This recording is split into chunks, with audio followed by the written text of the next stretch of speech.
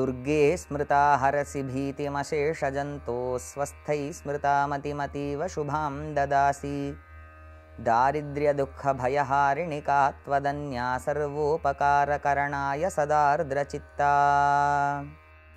நவராத்திரியில் முதல் 3 நாட்கள் துர்கை வழிபாட்டிற்கு உகந்ததாக கூறப்படுகிறது. துர்கா எனும் சொல் துர்கம் எனும் மற்றொரு சம்ஸ்கிருத சொல்லிலிருந்து திரிந்து வந்ததாகும். துர்கம் எனும் சம்ஸ்கிருத சொல்லிற்கு தமிழ் பொருள் அகழி.